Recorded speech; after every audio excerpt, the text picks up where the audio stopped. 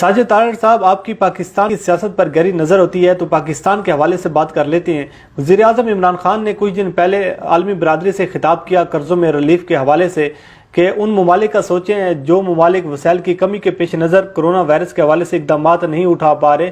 तो इस खिताब को अपोजिशन की जानिब से पाकिस्तान में मीडिया की जानिब से खासा तनकीद का निशाना बनाया गया और ख़ास तौर पर तनकीद की गई इमरान खान के ट्रैक सूट पर।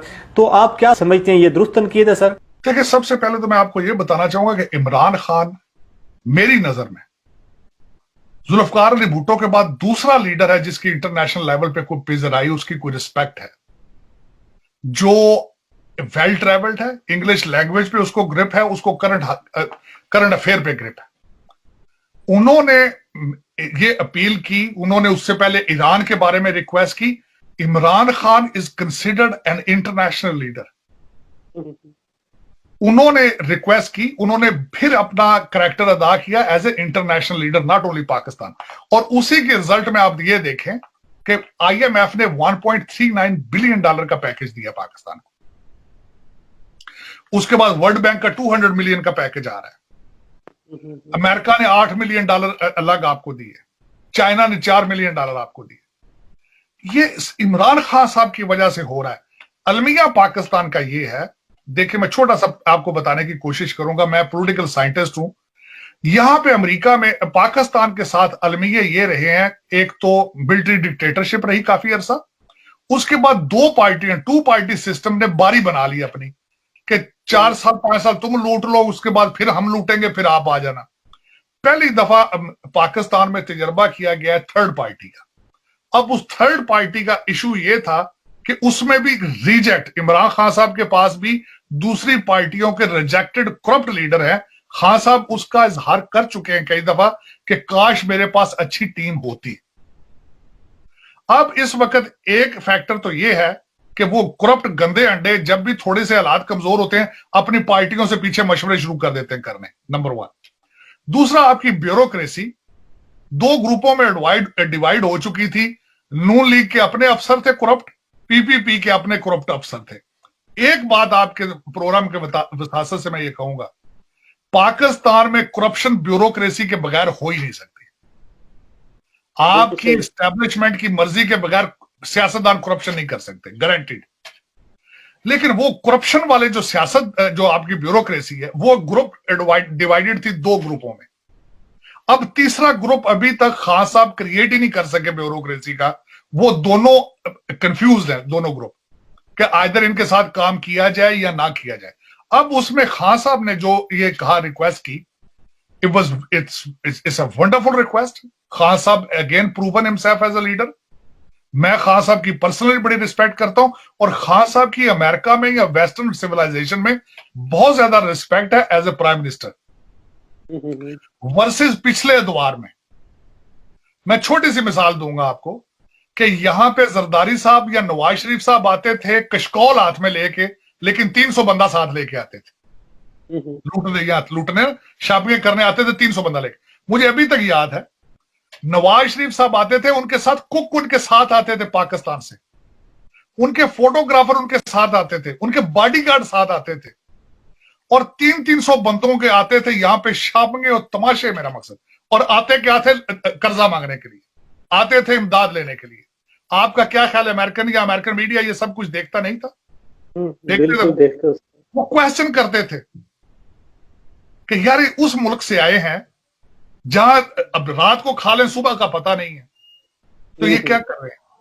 आज मैं किसी चैनल पे बैठ के मैंने एक क्वेश्चन किया, अगर खान साहब नहीं तो फिर क्या?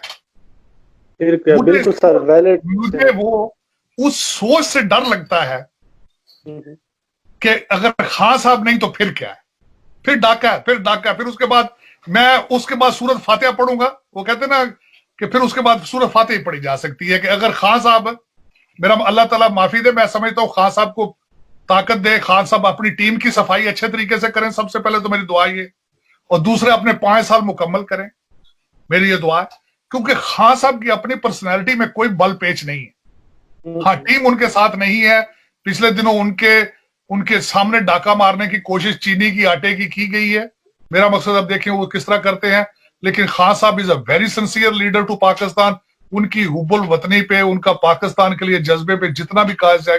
बिल्कुल आप सही बात करें सर। तो ये बताइएगा कि अमेरिका में जो मौजूद लॉबीज हैं सर, वो पाकिस्तान को किस नज़र से देख रही हैं? वज़ीर आज़म इमरान खान की सरबराही में जो पाकिस्तान है वो उनके क्या तासरात हैं? क्योंकि पहले माजी की हुकूमतें और आपका जो पाकिस्तान है, तो आप क्या समझती हैं कि ये जो पाकिस्तान है ये दुरुस्त सिमत में जा रहा है, और वहाँ के जो लोग हैं, वहाँ की लॉबीज हैं, वो पाकिस्तान के बारे में क्या सोच रहे हैं? मैं उसके बारे में ये बताना चाहूंगा कि आप ये सोचें जरा कि पाकिस्तान की कोई लॉबी नहीं है। पाकिस्तान ने पीछे एक टूटी फूटी एक लॉबी फर्म बड़ी सस्ती सी एक हायर की है, वो भी अभी पूरे तरीके से फंक्शनल नहीं है।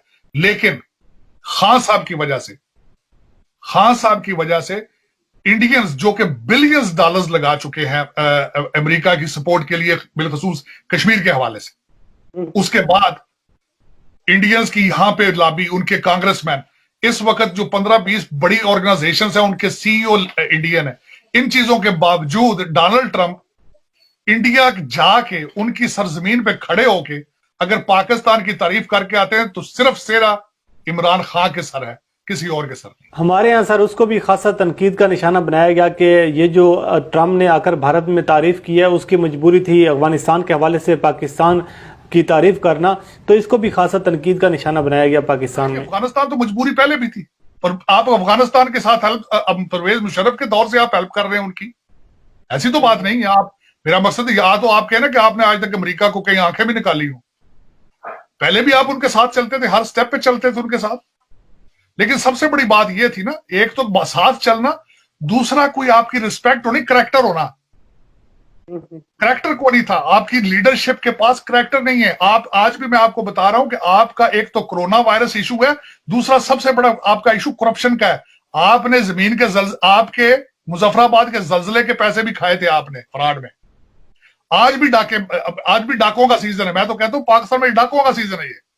आप मुझे ये आपको वो भी सर याद होगा कि जो बरतानिया से इमदाद आई थी सैलाब के हवाले से 2010 में, वो डेविड रोज का किस्सा, वो सारे सूरत हाल आपको वो भी याद होगी, जो बरतानिया में ले गए पैसा लूट कर। जी मैं बल्कि आपके हवाले से ये कहना चाहूंगा, लम्हा फिक्रिया है पाकिस्तान के 30-35 जो बड़े डाकू हैं, उन्होंने अभी तक कितने करोड़ों रुपया दिया कोरोना वायरस की सफरिंग के लिए, जिन्होंने कुछ भी नहीं दी, अरबों के हिसाब से सब्सिडी मार गए हैं, अरबों के हिसाब से। चीनी पता नहीं पाकिस्तान से बाहर गई भी है या नहीं गई, लेकिन पाकिस्तान के टैक्स पेयर्स का अरबों का पैसा हड़प कर गए हैं, लेकिन दिया उन्होंने कुछ भी नहीं।